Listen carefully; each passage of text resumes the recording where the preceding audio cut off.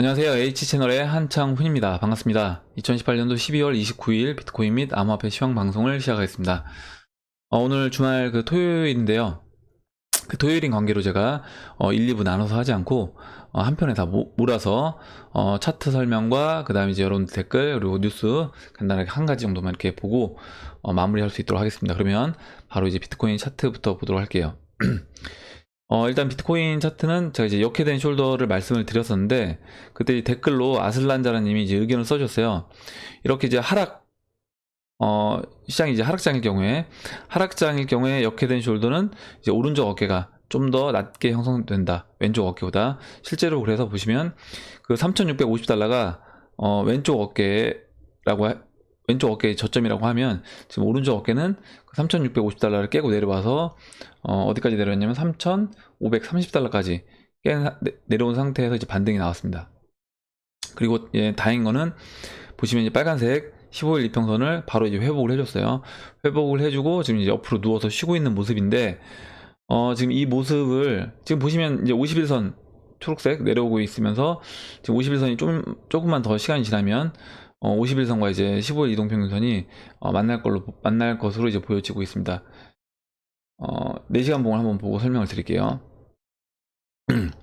4시간 봉을 보시면 지금 이동평균선들, 그 빨간색 15 이동평균선, 50 이동평균선, 그 다음에 갈색 200 이동평균선, 120 이동평균선, 검정색, 이렇게 이동평균선들이 지금 다 모였습니다. 다 모이고 120과 200 장기 이동평균선도 지금 일단은 누웠어요. 누운 상태에서 여기서 이제 만약에 오른쪽 팔을 만들어주는 반등이 나와준다고 하면 이 장기 이동평균선도 저는 돌려 세울 수 있는, 4시간 봉에서 돌려 세울 수 있다, 이렇게 이제 말씀을 드리고, 이제 보시는 바와 같이 지금 모양을 보시면 이 왼쪽 어깨 패턴 모양을 거의 똑같이 만들어 가고 있습니다.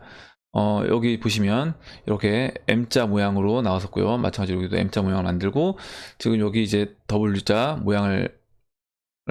모양이 있습니다. 그러면 여기도 마찬가지로 지금 그 W자 모양을 저는 이제 만들어 줄 거로 보고 있어요. 그래서 하루나 이틀 정도 여기서 시간을 더 이제 보내주고, 지금 3,800달러에서 3,800달러에서 다시 3,600달러 이 사이에서 저는 하루 이틀 정도 더 시간을 보내준 후에 그 다음에 이제 반등이 나와서 4,400달러 라인에서 저항으로 하루 이틀 정도 더 쉬어주고, 그리고 이제 재차 반등해서 5,500, 5,700달러까지 저는 이제 반등할 거라고 이제 예상을 하고 있습니다.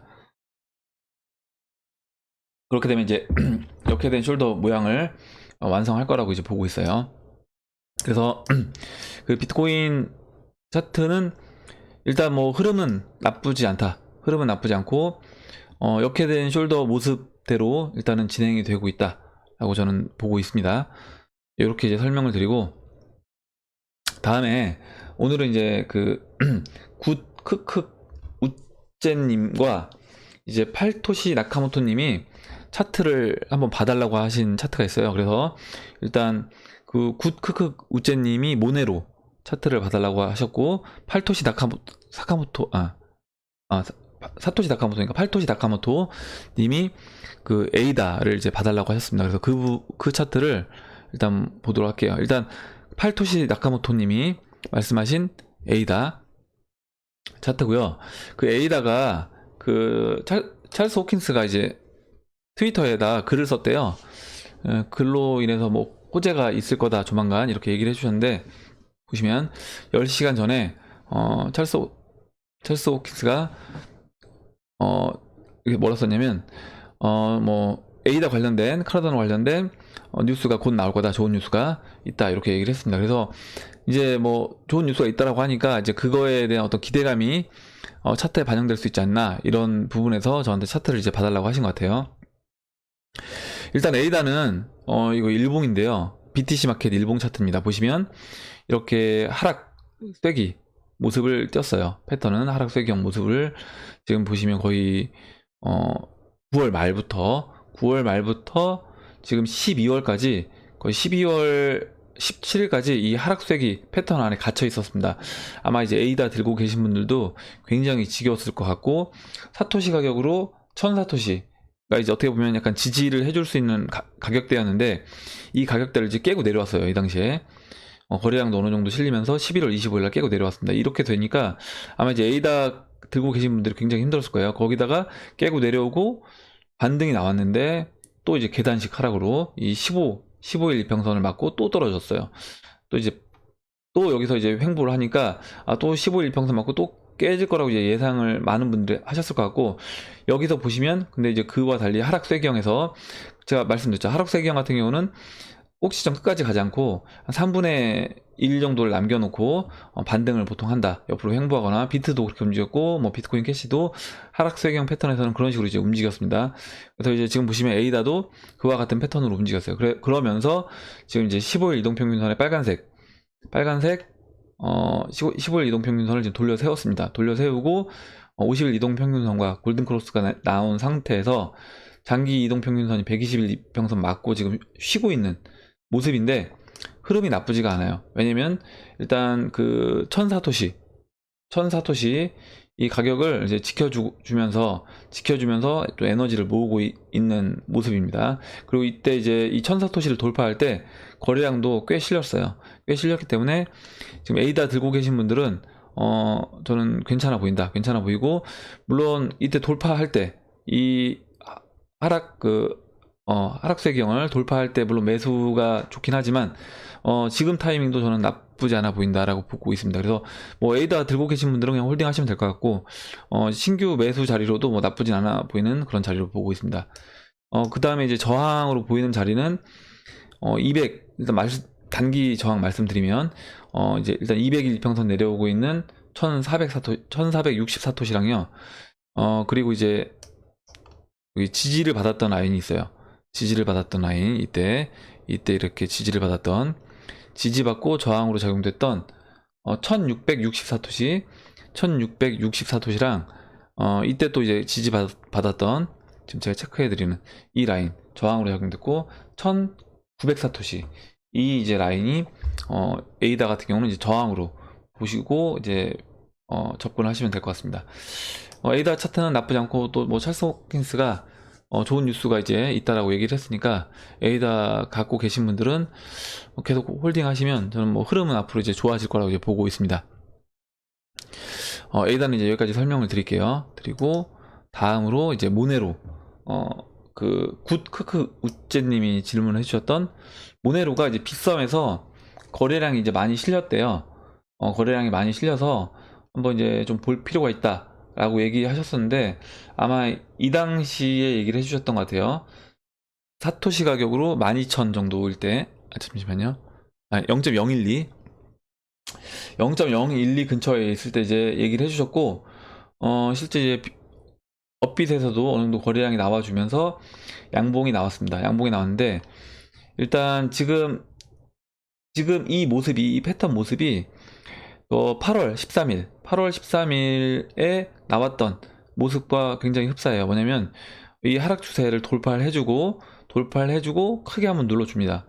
크게 눌러주고 그 다음에 이제 반등이 나왔어요. 반등이 나왔는데 이 당시에는 이제 보시면 모네로 같은 경우는 이 검정색 120일 이평선을 이렇게 타고 이제 저항 맞으면서 내려왔습니다. 내려왔고 그 다음에 다시 재차 하락했고, 이 하락 추세를 이번에 다시 돌파한 거예요.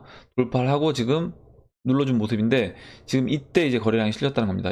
지금 이 자리가 사토시 가격으로 0.012 가격에서 뭐 빗썸에서 거래량이 실렸다. 근데 지금 이 자리가 나빠 보이지 않는 게, 지금 이 8월달 패턴대로 이제 움직여 준다라고 하면 이렇게 바닥 확인하고 이 하락 추세를 돌파를 해주면서 재차 눌러주는데, 저점을 높인 상태에서 상승 흐름을 나오게 되면, 그때는 일단 장기 이평선이 있는 위치한 자리까지는 저는 반등이 나올 수 있다고 보고 있습니다. 그러면 지금도 마찬가지예요. 지금도 패턴이 똑같습니다. 이 하락 추세를 돌파해주고 돌파해준 이후에, 이때 이제 돌파해줄 때도 어느 정도 거래량이 실렸어요. 보시면 모네로 같은 경우는 이때 12월 20일 날 거래량이 실리면서 하락 추세를 돌파해주고, 지금 15일 이동평균선도 돌려 세워주고요. 그 다음에 눌러줬는데 저점을 높였죠.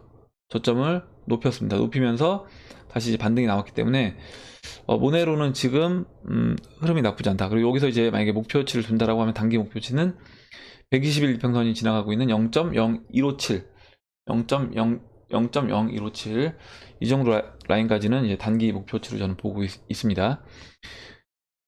일단 모네로랑 그래서 이제 그 굿크크 우째님하고 팔토시 나카모토님이 말씀해주신 모네로랑 오늘은 뭐였죠? 에이다를 봤습니다. 봤고 이더리움만 제가 간단하게 이제 오늘은 설명을 드릴게요. 계속 봤던 그 대형 알트에서 지금 일단 이더리움이 흐름이 나쁘지가 않아요. 흐름이 나쁘지가 않고 이제 지난번에 제가 말씀드릴 때 뭐라고 말씀드렸냐면 지금 현재 위치가 2016년도 이제 제가 8월달 모습과 흡사하다라고 말씀을 드렸고 이 패턴이 되든지 아니면 제가 이제 이 부분을 고민해야 된다고 했어요. 16년 말 2017년 초의 패턴과 흡사할 수 있다. 그러면 이 둘 중에 하나인데 만약에 이 둘 중에 하나라고 하면 만약에 2017년 초 16년 말의 패턴이라고 하면 사실 이더리움을 단기 매매할 것이 아니라 어떻게 보면 지금부터는 홀딩해서 이제 들고 가야 되는 겁니다. 들고 가야 되는데 지금 이제 일단 그 이더와 비트를 교체 매매할 때 여러분들 일정 부분의 이더리움 물량은 보유를 하고 계셔야 되는 거예요. 지금 여기서 이제 매매를 하는 거는 단기 물량만 매매를 하셔야 되는 거고 일정 부분은 이더리움 물량을 보유를 하셔야 된다. 일정 부분은 이더리움 물량을 보유를 하셔야 되는 거고 저는 일단 제가 만약에 이게 이제 12월 말의 흐름으로 갈 거라고 한다고 하면 16년 지금 사토시 가격으로 0.037 라인을 이제 제가 계속 볼 건데 이 0.037 라인을 돌파를 해주고 안착해주게 되면 그때는 이더리움 같은 경우는 이제 위로 12월 그러니까 2016년 12월 흐름처럼 그때부터는 아예 이더리움이 그 비트코인 마켓에서 상승 흐름을 이제 이어갈 거라고 이제 보고 좀 장기적으로 끌고 가는 전략을 펴야 된다라고 보고 있습니다. 그러니까 단타보다는요. 그래서 일단 0.037 기존 홀딩 물량은 홀딩을 하시면 되는 거고 일단 0.037을 넘어섰을 때는 그때는 그 이더리움 홀딩 물량을 계속 이제 홀딩을 끝까지 하셔야 된다. 언제까지 하시냐면 적어도 이제 1비트가 12더 정도 되는 그 수준까지는 이더 물량을 가져가셔야 되는 겁니다. 이때부터는 상승을 한다라고 하더라도 이더리움을 교체를 해주시는 것보다는 홀딩하는 게 수익이 훨씬 좋을 거다. 라고 말씀을 드리고 그렇지 않고 만약에 이더리움이 이 0.037 라인을 못 넘어주고 재차 여기서 이제 박스 형태 움직임을 그러니까 뭐냐면 이 50일 이평선과 그 200일 이평선 내려올 때까지 기다려주면서요 여기서 그냥 박스 움직임을 보여준다라고 하면 이더리움은 2016년 8월 움직임처럼 보여줄 것이고 그때는 좀 더 시간이 더 소요될 거다. 이더리움이 BTC 마켓에서 상승으로 가려면 좀 더 시간이 더 소요될 거로 보고 있습니다. 근데 이제 장기 이동평균선 흐름이 그 와사비님이 얘기해 주신 내용을 보면 장기 이평선 흐름이 와사비님이 보셨을 때는 2016년 말과 이제 비슷해 보인다라고 얘기를 해주셨기 때문에 그 부분도 제가 이제 어느 정도 이제 관찰을 해서 저는 이제 16년 말로 이제 계속 체크를 했었는데 이렇게 될 수도 있다고 저도 이제 보고 있기 때문에 그 단타 물량 빼고 나머지 물량은 끝까지 이제 1비트가 12더 될 때까지 끝까지 홀딩을 해야 된다 라고 그 부분을 제가 말씀을 드리겠습니다. 지금 보시면 0.037 라인이 지금 2016년 3월달 이더리움 이 당시에 이제 고점 라인과 일치하는 라인이에요. 고점과 일치하는 라인이기 때문에 이 라인을 돌파해주면 그때는 돌파해서 안착해줬다. 만약 일봉에서요. 돌파해서 안착해주게 되면 그때는 이제 이더리움은 상승으로 갈 수 있다. BTC 마켓에서 그렇게 이제 보시면 되겠습니다. 차트 설명은 이제 여기까지 하고 마무리 할게요. 그럼 이제 댓글을 보는 순서대로 순서를 진행을 하겠습니다.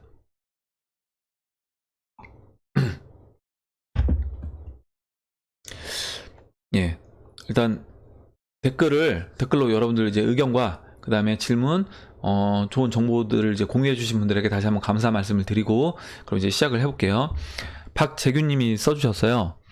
예, 암호화폐는 우리 생활에 서서히 스며들 것 같습니다. 갑자기 기존 화폐를 대체한다고 하면 받아들이기 쉽지 않고 거부감이 많이 들 것이고 그러할 인프라도 제대로 지금 구축되어 있지 않으니 인터넷 초창기 상황을 보면 전화선으로 인터넷을 사용해서 느리고 불편했지만 전용선이 생기면서 급속도로 발전했듯이 암호화폐도 서서히 조금씩 사용되면서 친숙해지고 인프라도 구축되면서 지금보다 상황이 많이 좋아질 것이라고 예측을 해봅니다.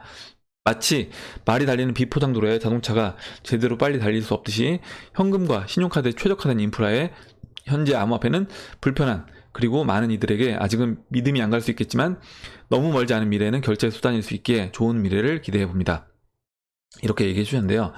우리 옛날에 생각해보면 그 삐삐 처음에 이제 뭐죠? 삐삐 쓰다가 그 다음에 시티폰이라고 해서 그 공중전화 박스 그 안테나가 설치되어 있는 공중전화 박스 근처에서만 이제 사용할 수 있는 뭐 그런 핸드폰이 잠깐 있었어요. 잠깐 있었고 잠깐 있다가 이제 없어졌습니다. 없어졌고 그 다음에 이제 핸드폰 나오고 스마트폰으로 넘어왔는데 그런 식으로 보면 지금 우리는 스마트폰을 당연시해서 쓰고 있지만 그 중간중간에 어떤 과정들이 있었어요.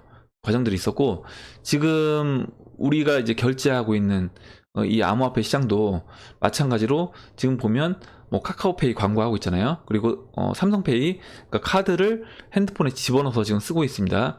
그리고 뭐 QR코드를 이제 결제하는 이런 것들이 나오고 있기 때문에 저는 이제 이런 것들이 어떻게 보면 아까 말씀드렸던 뭐 삐삐라든가 시티폰이라든가 스마트폰으로 완전 발전된 스마트폰으로 넘어오기 전 단계의 그 과도기 단계에 걸쳐서 했었던 그런 기기들을 생각해 보면 저도 이제 지금이 이제 그런 단계라고 보고 있어요. 그래서 이런 단계를 거쳐서 어느 순간에는 우리가 굉장히 손쉽게 앞으로 이 암호화폐를 사용하는 때가 저는 올 거라고 보고 있습니다.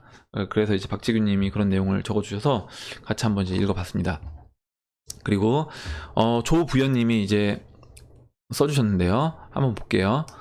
2014년 전후에 원유 생산량은 셰일가스 생산의 경제성 확보에 의한 변화로 보는 것이 적절할 듯 합니다. 2014년 이전에는 한정된 매장량을 전략적 비축 개념으로 보유하면서 중동 등에서 수입하는 상황이었고 지금 미국 입장에서 이제 얘기해 주시는 거예요. 그 과정에서 중동과의 긴밀한 경제 및 군사 협력 관계가 필요했던 시점이었을 것이고요. 2014년 이후에 셰일가스 채산성 증가와 신규 셰일가스 유전 발견 등으로 인해서 전략적 비축유 개념이 필요 없이 국내 수요를 미국 내 생산으로 충족할 수 있게 되고 이에 따라 유가에 대한 직접적 결정력이 높아진 것으로 해석하는 것이 어떤가 합니다. 이렇게 써주셨는데 일단 이 내용도 굉장히 맞는 내용이고요. 제가 이제 지난번에 설명할 때 뭐 러시아 이제 루블화 관련돼서 말씀을 드려서 아마 그래서 이제 얘기를 해주셨던 것 같고 제가 이제 조부연님이 이렇게 써주시니까 제가 그때 이제 원유에 대해서 그 유가에 대해서 이제 얘기를 했던 적이 있어요. 미국 원유 생산의 숨은 의도는 무엇인가라는 영상에서 그때 이제 제가 내용을 했고 이때 이제 그 샤뮤엘님이 굉장히 자세하게 좋은 내용을 많이 써주셨습니다.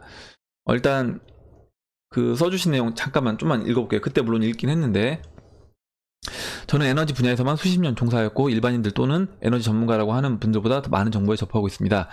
대표적으로 현 시점, 직전 유가 상승 전 수년간 에너지 가격이 급격히 하락했습니다. 미국 셰일가스의 경제성 단가가 60에서 70달러라고 생각하고 사우디가 유가 패권을 유지하기 위해서 증산 정책을 폈으나 셰일가스의 경제성 단가가 가스전에 따라서는 10달러 미만도 있다는 것은 어느 전문가도 파악하지 못하였기 때문에 사우디가 결국 항복하고 말았습니다. 투자를 하는 입장에서 여러 가지 요인들을 정확하게 알고 있어야 올바른 방향으로 갈 수 있기 때문에 오늘 주제가 미국 원유 생산에 관한 제목이 있어 다른 경제방송에 며칠 전 댓글 달았던 걸 올려서 이제 다시 올렸습니다. 이렇게 얘기를 하셨는데 거기에 플러스해서 이제 에너지 무기 관련돼서 미국이 셰일 가스 및 샌드 오일 그리고 새로운 오일의 발견으로 미국을 제외한 전 세계 에너지 자원을 합한 양보다 많은 양을 지금 현재 미국이 보유하고 있으며 미국은 현재 확인된 매장량만으로도 수백 년 사용할 수 있는 에너지를 보유하고 있습니다. 한계 에너지 이제 전에서 발견된 현 기술 기준 가체 매장량이 3조 배럴인데요. 3조 배럴은 지금까지 인류가 100년 동안 사용한 에너지 양입니다. 그러니까 엄청난 양의 이제 그 유전이 이제 발견됐다라는 거예요. 그래서 이제는 에너지 가격 조절 능력이 오펙에서 사라졌고 이제 미국이 그 에너지 가격의 조절 능력을 미국이 가져왔다. 라고 얘기를 해주셨고, 결국 최근 몇 년 동안 저유가 정책은 러시아를 굴복시키고 미국 내수 경쟁력을 높이는 것이고, 유가를 올리게 되면 미국은 에너지 수출로 이익을 올리면서 최대 소비국인 중국에 타격을 가할 수 있습니다. 러시아는 미국의 유가 정책에 이제 의지할 수밖에 없게 됐습니다. 이렇게 얘기해 주셨습니다.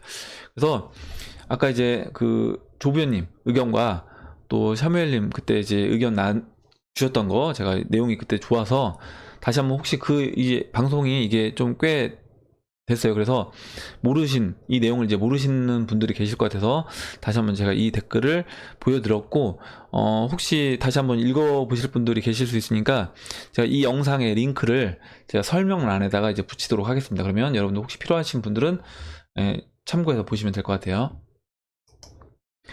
예, 그렇게 이제 좋은 내용을 써주셨습니다. 다음에 이제 SY민님이 써주신 내용을 읽어볼게요. 비트리플, 이더, 이오스, 비케 5개로 지수 상품이 내년 초 출시한다고 합니다. 업비트에서 이미 지수 지표를 수집하는 게 확인된다고요. 지금 규제가 불명확해서 리플이 못 오른다고 하는데 그럼에도 지수 상품은 출시할 수 있는 걸까요? 이렇게 이제 질문을 해주셨는데요. 일단 결국에 이제 이것이 ETF라고 보시면 돼요. 예, 제가 지난번에 말씀드렸지만 ETF라는 게 이제 결국에 뭐 크립토 커런시, 이미 그 ETN ETP 나왔던 상품, 스위스에서 나왔던 상품을 보시면 이런 거죠. 그러니까 뭐냐면 뭐 크립토 커런시 5, 뭐 크립토 커런시 뭐 50, 크립토 커런시 뭐 200 이런 식으로 해서 상품을 묶습니다. 묶어가지고 그 묶음 상품을 파는 거고요. 지금 업빗에서 업빗 얘기를 해주셨는데 업빗을 들어가서 보면 지금 보시면 이런 식으로 이제 인덱스 지표를 만들어 놨어요. 뭐 연산력, 임대 서비스, 예측 시장, 그러니까 세계 코인, 예측 시장 세계 코인, 광고 산업 세계 코인, 이런 식으로 이렇게 섹터를 묶어 놨습니다. 그 해당 섹터에 해당하는 코인들. 그래서 예측 시장을 클릭을 하면 뭐 예측 시장 대표적인 게 이제 어거잖아요. 그래서 이렇게 가중치를 넣어서 종목을 이제 묶었어요. 뭐냐면 어거, 이제 시가총액 가중 방식으로 해서 어거가 이제 시가총액이 가장 크기 때문에 예측장에서 82.85% 비중을 두고요. 그다음 노시스가 10.78%, 윙스다우가 6.37% 이렇게 가중치를 둬서 했고, 이렇게 지금 파란색은 시가총액 가중치고 동일 가중 방식도 있네요. 동일 가중으로 해서 똑같이 동일 가중으로 했을 때 이렇게 지표를 두 가지 형태로 해서 지금 표현을 하고 있습니다. 이렇게 동일 가중일 때는 시총에 상관없이 비중을 똑같이 이제 둔 것이고요. 시가총액 사이즈에 따라서 또 영향력을 더 많이 미칠 걸로 보고 이렇게 시총으로 해서 가중치를 둬서 인덱스를 만든 두 가지 지표로 지금 계산을 해서 인덱스를 제공하고 있는데, 결과적으로 이렇게 섹터별로, 테마별로 인덱스를 나누는 것 자체가, 이거는 결국에 이렇게 보시면 될 것 같아요. 뭐냐면 ETF가 조만간 이제 들어올 거다. 얘네들이 그 업빗에서 할 일 없이 이걸 만들어서 하지 않을 거예요. 상품으로 만들 수도 없는데 이걸 굳이 만들 필요는 없는 거고, 결과적으로 이제 상품으로 만들고, 우리가 은행에서 뭐 삼성 관련주 상품, 뭐 삼성전자 관련 상품, 삼성전자 관련 ETF 뭐 이런 식으로, 뭐 현대차 관련 ETF 이런 식으로 섹터가 다 나눠져 있습니다. 이런 식으로 각 섹터별, 뭐 소형주, 대형주, 중형주, 뭐 가스 관련, 자동차 관련, 뭐 전자 관련 이런 식으로 섹터가 있는데요. 이런 식으로 이미 지금 나눠져 있다라는 거죠. 뭐 비트코인 그룹, 이더리움 그룹, 이더리움 그룹이면 이제 이더 관련된 뎁들 뭐 쭉 나오겠죠. 예, 이런 식으로 이제 나올 겁니다. 이더 관련, 이더 뎁들은 아니네요. 예, 이더 뎁은 아니고 이제 이더리움하고 이더리움 클래식 이렇게 나오고요. 그럼 뭐 비트코인 그룹은 비트코인에서 하드포크된 것일 것으로 보이는데, 예, 맞습니다. 비트코인 캐시, 비트코인 골드 이런 식으로 나눠서 비트코인 그룹 인덱스를 이렇게 표현해 줍니다. 이런 게 결과적으로 앞으로 이제 그러면 ETF가 저는 조만간 승인이 될 거다. 시간이 문제지 승인이 될 거라고 이제 보고 있습니다. 그래서 지금 SY민님이 이 관련된 내용을 써주셔서 같이 읽어봤습니다. 예, 그리고 다음으로 저스티스 린님이 써주셨어요. 지금 이건 거래소입니다. 거래소를 쭉 써주시고요. 지금 이 거래소들이 17년 4분기부터 진행된 각 거래소 간 API 통합 작업이 내년에 완성될 예정입니다. 그렇게 되면 19년부터는 거래소 간 프리미엄은 없어지게 될 것이고요. 잠시만요. 글자가 좀 안 보일 것 같아서 제가 확대를 해드릴게요. 예. API 통합으로 인하여 거래소, 가두리 펌핑, 덤핑은 좀 사그러들 거로 보고 있고 시장이 조금 더 건전해지는. 기관 자금은 벌써 들어와 있지만 파생 상품이 기관들에게는 더 큰 돈이 되기 때문에 파생 상품 개발, 판매를 하려면 세계 공용 기준. 그 ETF도 마찬가지입니다. ETF도 그 거래소 간 가격 변동이 크기 때문에 어떻게 보면 그런 이유로 ETF가 이제 안 된다고 했었어요. 지금 주식시장처럼 어떤 거래소, 주식시장은 증권사가 다 달라도 그 우리가 어떤 삼성전자를 예를 들면 모든 증권사에서 매매를 할 때 그 삼성전자 가격은 동일한 가격으로 이제 매매가 됩니다. 그 각 증권사별 갭이 없는 거예요. 근데 지금 거래소는 이제 그렇지 않은데 이거를 이제 통합하는 그런 과정이 있고 이렇게 통합이 돼서 그 갭이 줄어들게 되면 저는 이제 ETF도 들어올 수 있고 이제 파생 상품들도 다양한 파생 상품이 만들어질 수 있다라고 하는 게 지금 이 저스티스 린님이 의견을 써주신 겁니다.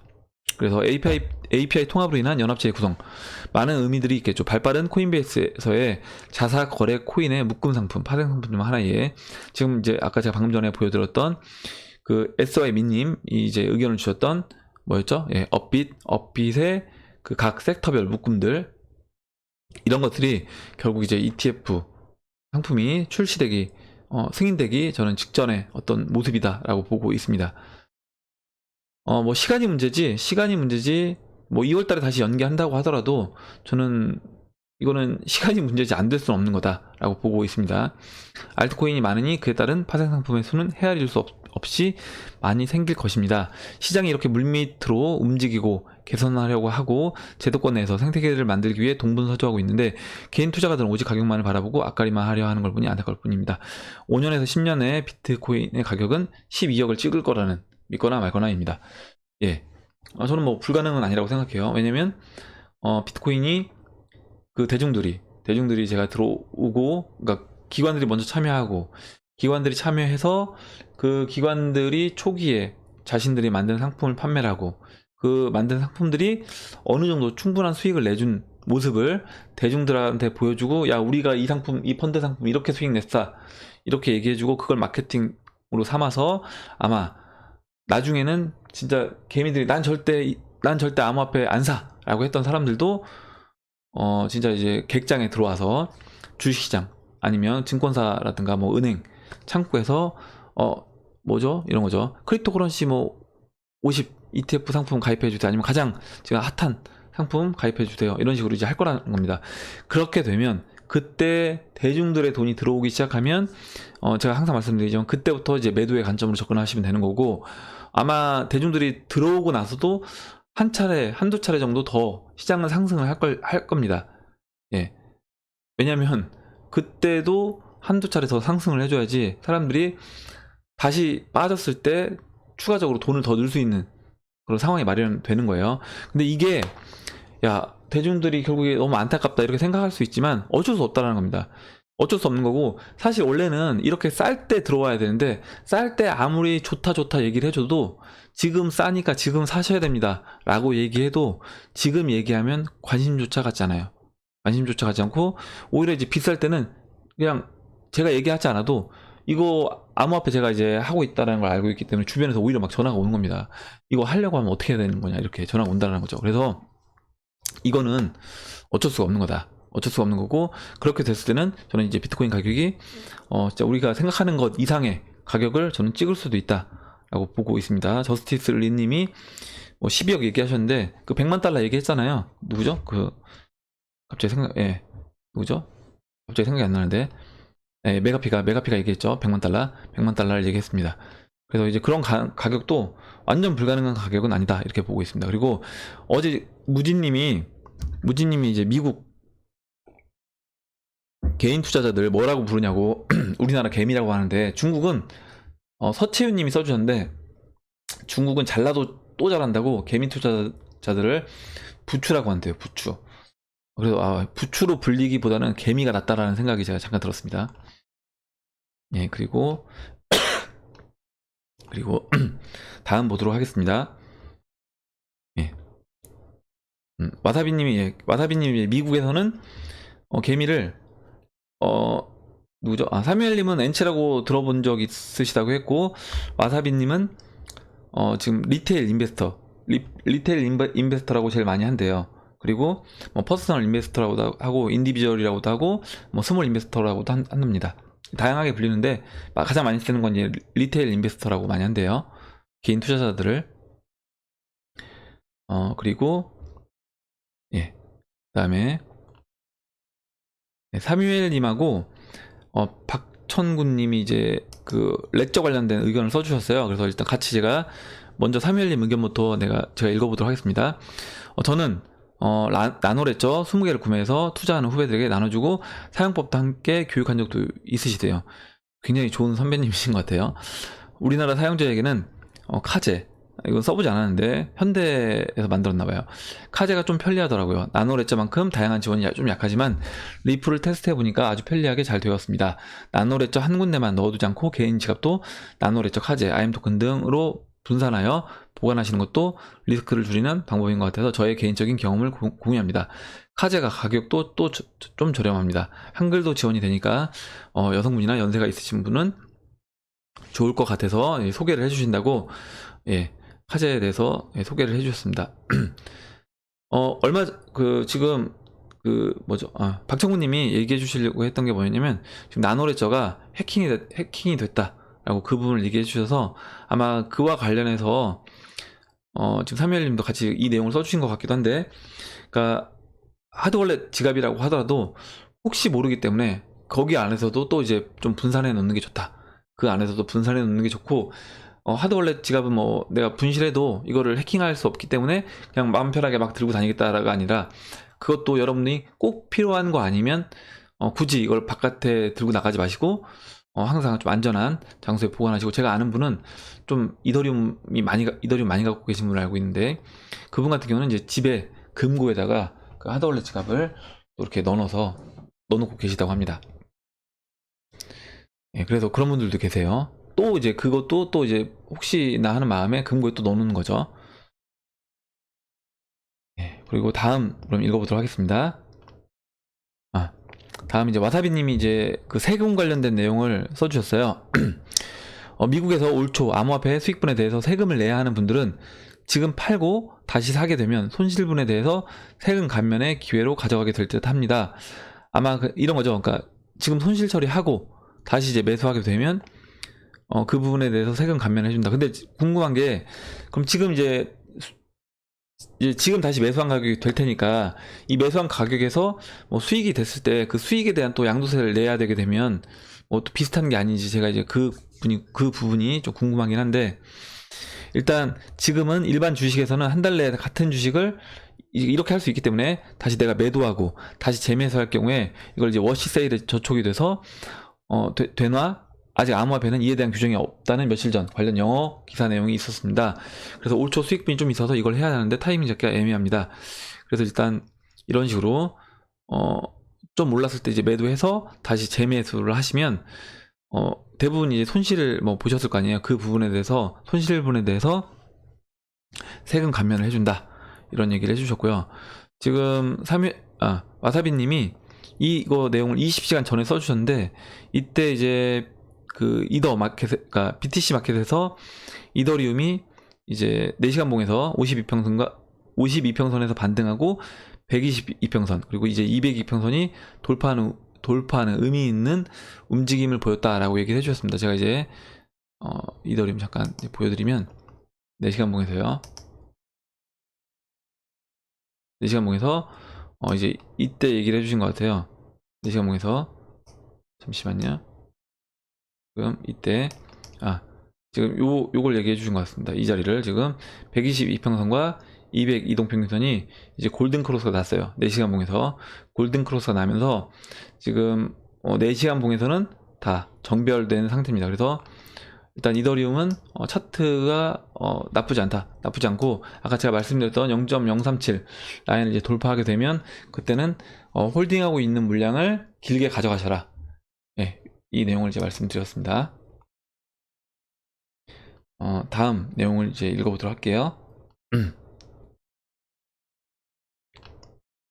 다음 내용은 석초리님이 써주셨는데요.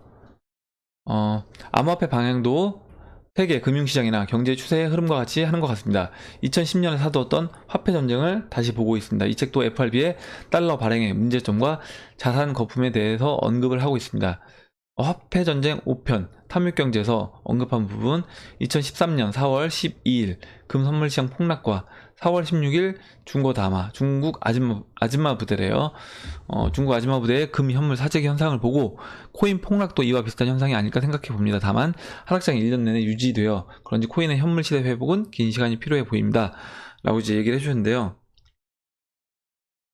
일단 제가 이제 금 시장이 이 암호화폐 시장이 이번에 이제 달러 가치가 이전된다라고 했을 때 제가 금 시장으로 가긴 힘들다라고 보는 부분 중에 몇 가지가 있는데, 그 중에서 이제 일단 한 가지는 금 시장으로 우리가 지금 쓰고 있는 이런 모든 자산들을 담기에는 어렵다. 왜냐하면 금본위에서 지금 금본위를 어떻게 보면 폐지하고 신용화폐로 넘어왔는데, 여기서 다시 금본위로 넘어가는 거는 이거는 거의 이제 불가능하고, 지금 여기서 또 보시면 만약에 금본위로 다시 갈 거라고 생각했으면 저는 그 금을 보유하고 있던 기존 세력들이 이 금값을 폭락시키면서 지금 중국 아줌마 부대라든가 뭐 일본 아줌마들이 이런 금 현물을 살 수 있게, 그리고 금 선물을 살 수 있게, 그리고 그 당시에 2013년도 4년도 이 당시에 우리나라 홈쇼핑에서도 골드바를 굉장히 많이 팔았습니다.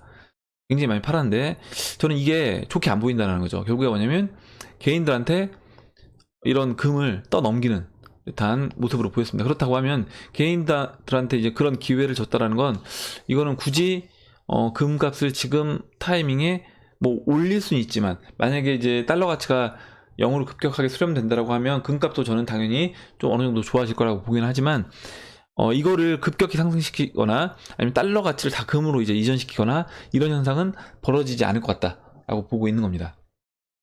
그래서 그 부분을 한번 이제 말씀을 드렸어요. 우리 이제 박청구님이 써주신 내용을 읽어보도록 하겠습니다. 예. 박청구님이 이제 리플 물어보셨고, 그 리플에 대해서 리플이 이제 리플에 대해서 써주셨는데 한번 읽어볼게요. 의견이니까 한번 보도록 하겠습니다. 지금 이거 다시 또 댓글 달아주신 거네요.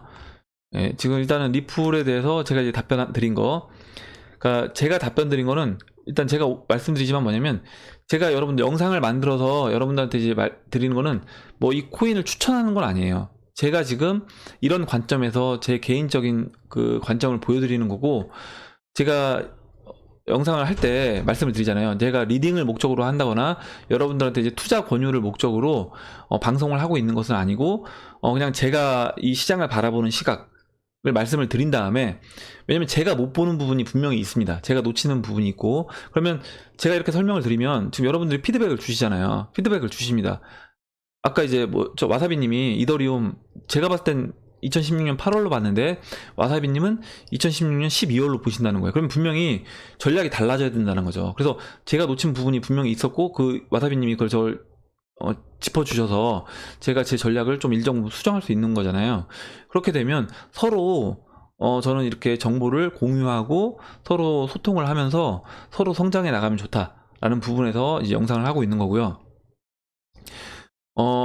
제가 일단 뭐 박정훈님한테 제가 보는 리플의 관점, 리플이 어떤 달러의 역할을 한다라고 했을 때, 그 달러의 역할을 한다라고 하면 이게 우리가 보는 어떤 그런 관점, 그냥 단순하게 이 리플을 이게 지금, 그러니까 저는 달러라는 것도 보시면 결국 종이에요. 종인데 그 종이에 FRB라는 기관이 인쇄를 하고 전 세계 사람들한테 야 이거 이제 써 이렇게 했는데, 어찌 됐든 간에 그 종이에 그냥 뭐 금본위도 아닌 그 종이를 사람들은 믿고 사용을 하고 있습니다. 계속. 그리고 매년 추가적으로 발행하고 2008년 양적 완화를 통해서 진짜 미친듯이 발행한 그 돈을 가치가 있다라고 생각하고 우리가 쓰고 있다라는 거죠. 그렇다라고 하면 저는 그게 이제 이번 기회에, 이번에 분명히 저는 달러 가치가 0원으로 이제 갈 거라고 보고 있는데, 제가 어제 영상에 그래서 그 영상을 다시 한번 찍었던 겁니다. 그렇다라고 하면 그게 이제 어디로 갈 거냐는 거죠. 저는 결국에 암호화폐 시장으로 들어올 수밖에 없다. 왜냐면 우리가 성장을 해야 돼요. 성장을 해야 되는데 성장한다는 게 뭐예요? 결국에 우리가 갖고 있는 자산들, 우리가 쓰고 있는 어떤 생필품들, 물건의 가격, 이런 것들이 계속 약간씩이라도 인플레이션이 있어서 가격이 올라가야지 우리는 성장한다고 느낍니다. 그런데 만약에 금리 인상을 통해서 돈을 땡기면서 그 자산 가치가 줄어든다라고 하면 성장한다고 느끼겠어요? 침체하게 되고, 여러분들 생각해 보시면 경기 침체라는 게 뭐예요? 자산 가치가 떨어지기 시작하면 사람들이 돈을 갖고 있으려고 합니다. 그러니까 현물 자산이 아니라, 실물 자산이 아니라 돈이 귀해지게 되는 거예요. 그러면 이게 악순환이라는 거죠. 경기가 선순환 구조로 가야 되는데 악순환 구조로 해서 경기가 침체 국면으로 접어들게 됩니다. 그렇기 때문에 분명히 이번에 다시 경기 침체 국면이 올 건데, 이 경기 침체 국면을 어떻게 극복할 거냐, 여기에서 다시 달러를 풀어낸다라고 하면 이제 댓글에 누구죠? 제가 갑자기 생각이 안 나는데, 송기복님이 의견을 써주셨는데, 송기복님 의견에서 뭐였냐면 2008년도에 지금 4배 정도 달러가 풀렸습니다.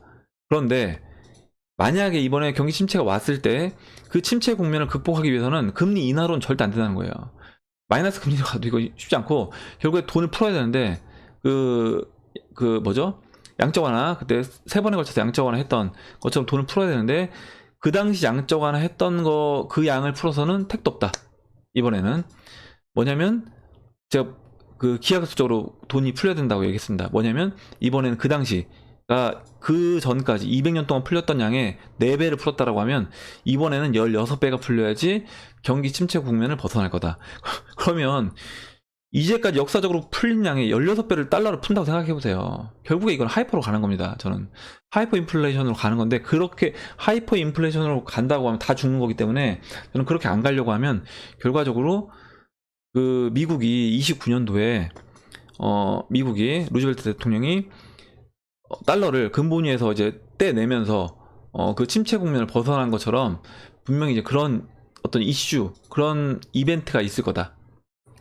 미국에서 달러 가치를 어떤 거가 될지 모르겠지만 저는 이제 그게 암호화폐 시장이라고 보고 있는데, 그 암호화폐 시장으로 어떻게 보면 옮기는, 물론 서서히 옮길 수도 있어요. 암호화폐 가치가 올라가면 서서히 옮길 수도 있는데, 서서히 옮기는 과정 중에 한 번의 어떤 이슈가 터지면서 그 한 번의 이슈로 한 방에 옮길 수도 있다. 루즈벨트가 야, 근본위 앞으로 안 하겠다, 이 시간으로 근본위를 폐지하겠습니다 라고 얘기를 했던 것처럼 그런 식으로 갈 수 있다. 원래 1차 세계대전이 있은 이후에 다시 유럽이 근본위제로 간 거였어요. 근본위제로 간 거였는데, 근본위제로 갔는데 결국에 어때요? 전 세계가 다시 침체 국면에, 29년도에 침체 국면으로 오니까 어때요? 근본위제로 해서 야, 근본위제 안 할게 했는데 오케이 하는 겁니다. 어쩔 수 없이 그렇게 된다라는 거죠. 저는 이번에도 이제 그와 같은 일이 벌어질 거다라고 보고 있고, 그런 부분에서, 물론 기술적인 부분에서는 제가 어떤 식으로 진행이 될지는 저도 잘 모르겠지만 돈의 큰 흐름을 봤을 때는 저는 그런 식으로 진행될 거라고 이제 보고 있는 겁니다. 그 부분을 이제 다시 말씀드리고, 일단 제가 리플을 추천드리는 건 절대 아니에요. 그러니까 제가 보는 리플의 관점, 제가 보는 리플 사회 관점, 제가 보는 XRP에 대한 관점, 비트코인의 관점을 그냥 말씀드리는 것 뿐이고, 여러분들도 이제 의견을 달아주시면 제가 여러분들 의견 보고 이렇게 생각할 수 있겠다라고 하고 제가 또 수정을 하는 겁니다. 여러분들도 마찬가지고요. 여러분들도 이거를 보시고 하신 다음에 야, 내가 보니까 이건 아닌 것 같다 라고 하시면 그걸 참고하셔서 매매를 하시면 되는 거고, 제가 여러분들한테 어떻게 이렇게 매매하시라고 말씀드리는 건 절대 아니라는 겁니다. 먼저 그 부분을 하고, 매매는 이제 주체적으로 하시는 거예요, 여러분들이. 그리고 이제 박정구님이 오늘 이제 이 리플 관련된 얘기 말고 써주신 게 뭐였냐면, 이 하드웨어 지갑인 그 레저와 트레저를 해킹당했다는 영상을 일단 했는데, 그 레저의 경우는 펌웨어를 바꾸는 것을 시연했대요. 이걸 이제 도난 당했을 때 누군가가 이제 이거를 시연을 해서 야, 이렇게 레저도 안전하지 않다. 그리고 트레저의 경우 메모리를 추출하는, 그리고 복구키까지 복원하는 충격적인 비디오라고 하셔서, 앞으로 이제 하드웨어 지갑도 완전 안전한 게 아니기 때문에 이 부분도 해킹 관련돼서 좀 더 신경 써야 된다. 그리고 충격을 받으셨대요. 보안 쪽 프로그래밍을 오랫동안 하셨는데 이 해킹 영상 보고 충격 받으셨다고 하고, 그래서 암호화폐 지갑도 100%는 없기 때문에 계속 이제 기술 개발이 되고 해커들도 계속 또 개발하잖아요. 그렇기 때문에 항상 우리가 이제 분산해서 관리할 필요가 있다 라고 보고 있고 일단 제가 이 그 CJ님이 써주신 부분 하고 다시 이제 또 박정훈님이 써주셨는데 그 부분을 한번 읽어볼게요. 일단 CJ님이 리플에 대해서 제가 설명드리지 않은 부분을 설명해 주셔서 제가 그 부분을 일단 설명을 드리겠습니다. 읽어볼게요. 일단 2017년에 그 XRP의 퍼드 중 하나가 은행이 엑스커런트를 쓰지 않고 엑스라피드도 쓰지 않을 거다라는 거였죠. 약 1년 반 정도 흐른 2018년 12월에 보자면 더 많은 엑스커런트 사용하는 은행, 송금업체와 엑스라피드를 쓰는 몇몇 송금업체, 긍정적으로 테스트를 마치거나 진행 중인 업체 등이 있죠. 이 성장을 아기가 기어다니다 아장아장 걷는 것으로 보는 시각이 있을 테고 달리기 선수의 실력이 더 나아지는 수준으로 볼 수도 있겠죠. 저는 아기가 이제 아장아장 걷는 수준이고 이제 제대로 걷고 결국 뛰기도 할 거라고 보고 있습니다. 그러니까 뭐냐면 이제 CJ님이 보시는 거는 이제 시작을 했으니까 앞으로 이런 엑스라피드 쓰는 업체들도 점점 많아질 거다. 이렇게 어떻게 보면 리플에 대해서 긍정적인 시각으로 보신 거예요. 그러니까 이 부분을 지금 CJ님도 얘기하셨던 것처럼 야 이거 아직도 이렇게 안 됐으면 이거는 안 되는 거야 라고 볼 수도 있는 겁니다. 그래서 다양한 의견이 있을 수 있는 거예요. 여러분들이 뭐냐면 보실 때 다양한 의견이 있을 수 있는 거고 그 의견을 다 어떻게 보면 여러분들이 존중을 해주셔야 되고 그 부분에 대해서 이렇게 생각할 수도 있고 이렇게 생각할 수도 있겠구나. 그래서 이제 여러분들이 그 부분을 다 양쪽의 의견을 다 들어보시고 최종적인 판단은 여러분들이 스스로 하시면 되는 겁니다. 두 번째 이제 리플사가 잘 되지 XRP 가격은 상승하는 건 어렵지 않나. 시각은 600억에 가까운 XRP를 들고 있는 리플사가 XRP의 가격 상승의 혜택을 가장 많이 보는 주체라고 하면 장기적 동기부여는 확실한 셈입니다. 솔루션 제공해서 그냥 잘 나가는 결제 회사로 만족할 것이냐, 아니면 암호화폐 시장의 메인 플레이어를 꿈꾸는 제2의 아마존, 구글이 될 거냐. 우리의 평가는 각각이겠지만 리플사 CEO인 빵형은 제2의 아마존이 되겠다는 포부를 여러 번 밝혔습니다. 이렇게 얘기를 해주셨고, 세 번째로 중앙화 관련해서는 저는 현재 코인 시장을 다음과 같이 보고 있습니다. 탈중앙화를 이상으로 했으나 사실상 실패한 독과점인 코인, 비코이더, 기타 채굴 코인 등 시장은 중앙화로 출발하였으나 사실상 탈중앙화를 거의 완성한 XRP가 있다. 이렇게 얘기를 해주셨고, 이런 부분도 저는 이제 의견은 갈릴 수밖에 없다라고 보고 있어요. 보는 관점에 따라서. 총 12내 코인 중에 기술적으로는 XRP만큼 탈중앙화된 퍼블릭 블록체인은 없습니다. 이건 사실이다. 이렇게 얘기를 해주셨고, 비코는 해시파워로, XRP는 UNL 내에 있는 밸리데이터 점유율로 측정되는, 이렇게 돼서 이제 분산화가 돼 있다라고 얘기를 해주셨습니다. 리플사 솔루션 플러스 XRP가 제공하는 서비스의 매력으로 인해 국제송금 시장에서의 메인 플레이어가 될 거라고 기대하고 있고, 실제로 리앙호라는 말이 나올 정도 야금야금 잠식해가고 있죠. 벽돌 하나하나 쌓을 때 언제 집이 지어가나 싶지만 6개월 후, 1년 후 보면 어느새 이제 집이 완성되는 것처럼 XRP의 가격은 세력의 터치가 없더라도 계속 나아질 거다.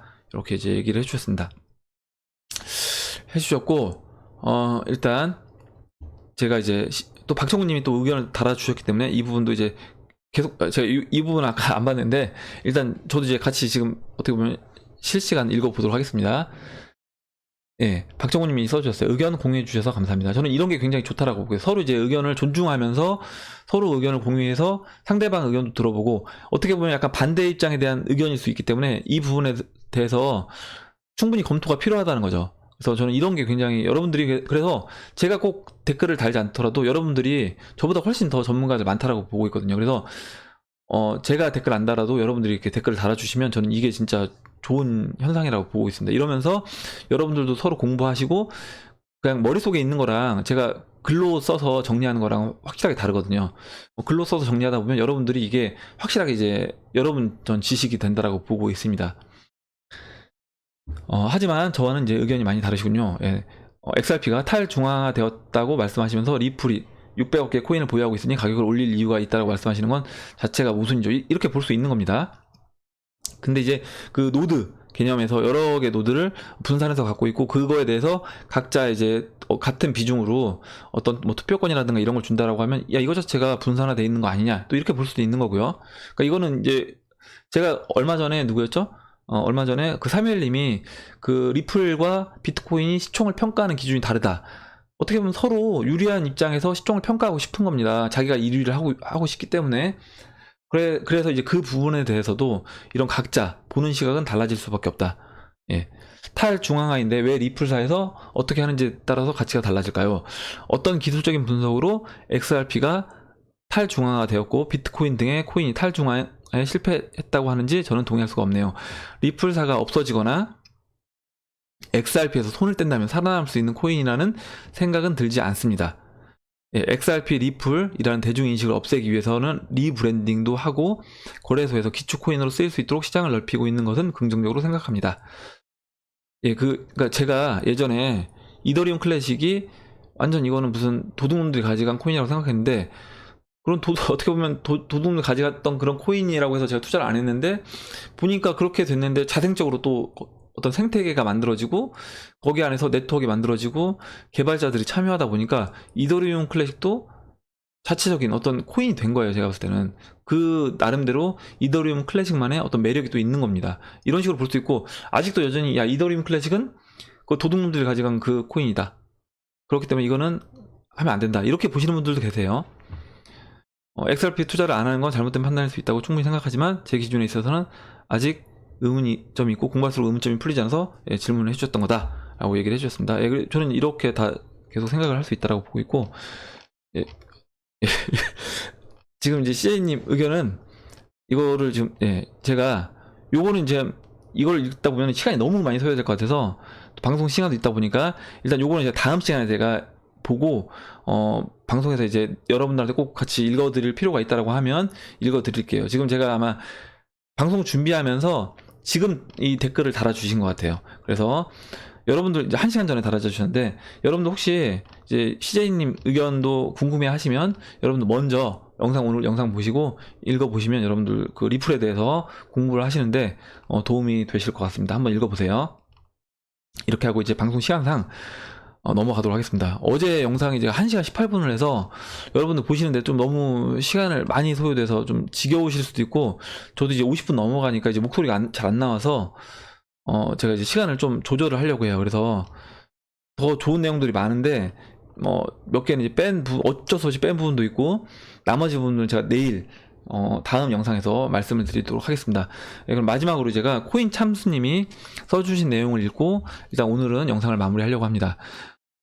일단 코인 참수님 의견은 뭐였냐면, 지금 경기 침체, 거시적 분석 감사합니다. 유통업을 하고 있는데 미소금 비율이 점점 늘고 있습니다. 같은 계통에 있는 주변 제조공장 부도 소식도 어저녁에 들었습니다.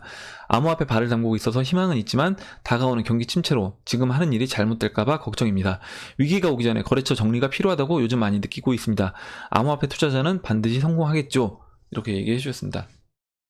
그래서 지금 제 지인분도 제가 한번 지난번에 말씀드렸었는데 2달 전부터 돈이 이제 회수가 안 된다는 거예요. 회수가 안 되기 때문에, 회수가 안 되면 이게 이제 그러니까 자기한테만 돈을 못 주는 게 아니라 아마 다른 여러 거래처들이 있을 거 아니에요? 그럼 다른 여러 거래처들도 또 돈을 못 준다는 겁니다. 그러면 결과적으로 그런 거래처들은 이제 한 번에 딱 손 놓고 그냥 사라진다거나, 아니면 그냥 진짜 갚을 능력이 안 된다 이렇게 얘기한다거나, 뭐 파산 신청을 한다거나 이렇게 된다라는 거죠. 그래서 그분도 얘기가 뭐냐면, 그 전에 미리 좀 정리를 해야 되겠다. 왜냐면 나도 물론 빚을 받아야 되는데, 나 말고 다른 사람들한테도 이제 빚이 있을 수 있다 보니까 그 사람들한테 이제 우선 그 사람들이 먼저 빚을 받아가다 보면 자기가 이제 받아갈 빚이 없는 거죠. 그래서 아마 이제 지금 코인 참수님도 거래처를 이제 정리할 필요가 있다고 느낀다는 게 아마 그런 부분일 거예요. 실제로 이제 이런 현상이 벌어지는 게 제가 계속 말씀드리지만 96년도에도 똑같이 있었다는 거죠. 96년도, 97년도 초에도 국가 부도나 IMF가 오기 전에 분명히 이런 현상이 있었고, 실제 IMF가 왔을 때는 기하급수적으로 이런 업체들이 늘어났습니다. 대기업들이 망하면서 대기업들의 하청 업체들까지 싹 줄줄이 이제 도산하는 거죠. 그렇기 때문에 여러분들도, 저는 일정 부분은, 근데 이런 거예요. 뭐냐면 지금 얘기하셨던 것처럼 코인 참수님이 본인이 하고 있는 일이 있기 때문에 이걸 정리하는 건 굉장히 어렵습니다. 부동산도 마찬가지고요. 내가 막 공장을 하고 있는데 직원들 갑자기 다 해고하고 이거 하기가 사장 입장에서는 어렵다는 거죠.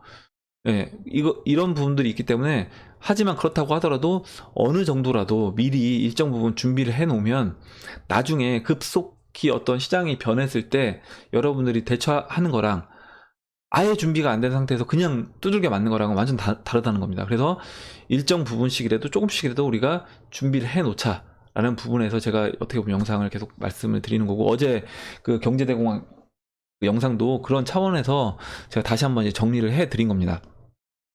그러면 마지막으로 간단한 뉴스에서 요거만 이제 말씀을 드리고 오늘 영상을 이제 마치도록 할게요.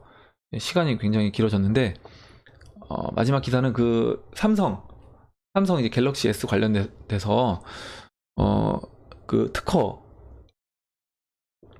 신청을 냈다라는 기사입니다. 예, 코인니스 기사인데, 예, 지금 이렇게 안 뜨는지 모르겠네요.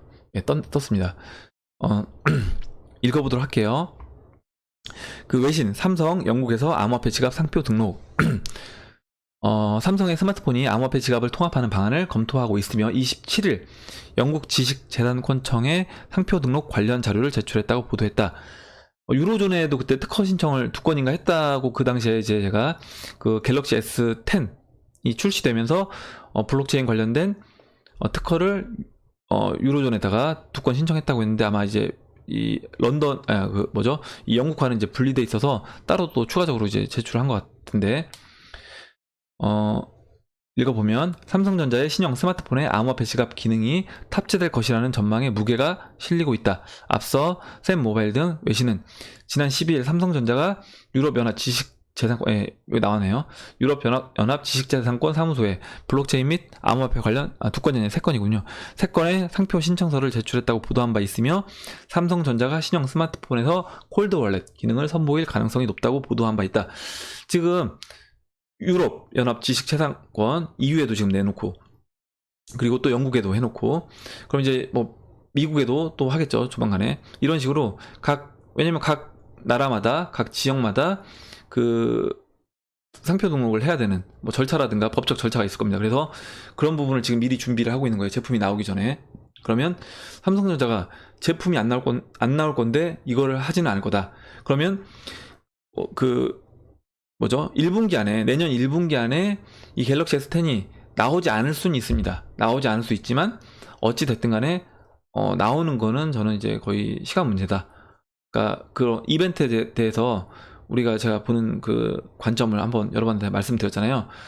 물론 1분기 안에 나오면 땡큐고, 안 나온다고 하더라도 너무 실망하지 말자.